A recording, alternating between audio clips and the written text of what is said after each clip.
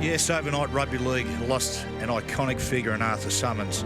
And we'd like to say firstly on behalf of us all here at Fox Sports, our deepest condolences to Arthur's family and his many, many friends. And of course, Arthur embracing his great friend Norm Provan after the 63 grand final is Rugby League's most iconic image, if not the most iconic image in sport in Australia. Hello, welcome.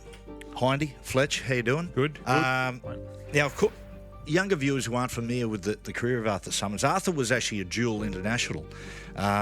He was a fly half with Gordon Rugby. He played 10 tests with the Wallabies and then came over to Rugby League where 61, 62 and 63 his West Sides made grand finals. Unfortunately run into those legendary Dragons, St George Dragons sides.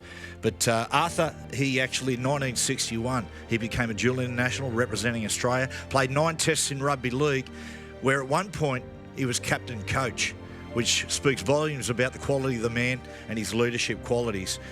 In 2008, Arthur was named as one of the 100 greatest players to play in the 100 years of rugby league in Australia.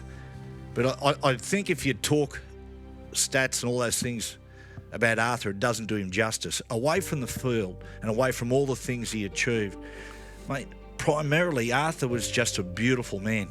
Just a class act. I've never met a nicer, more well-meaning man in rugby league. And his family and all his old teammates will be doing it tough today.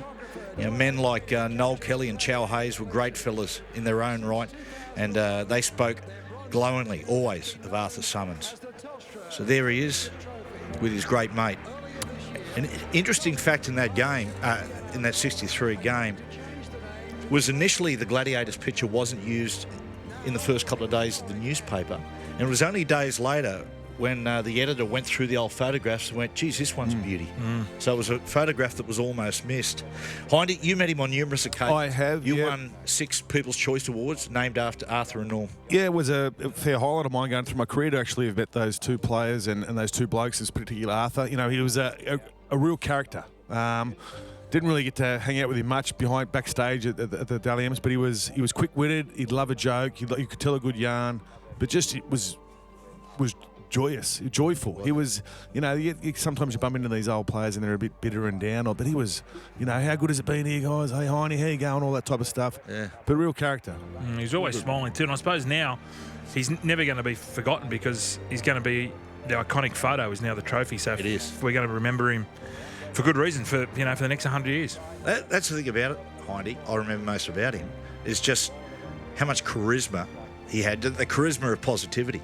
And, you know, he'd get there and he always spoke really respectful of the modern day players, but he's just always just a warm guy. He's one of those blokes you're drawn to and you can sit down and you'd like to sit down and have a chat with him over a dozen schooners sitting at your local bar. Yeah. That type of bloke. They're the type of guys I like. The older generation where you go in and you wave good day and they shake your hand nice and firm and hard. They give you a bit of a wisecrack, call you something that they probably shouldn't these days, but and then you sit down and have a story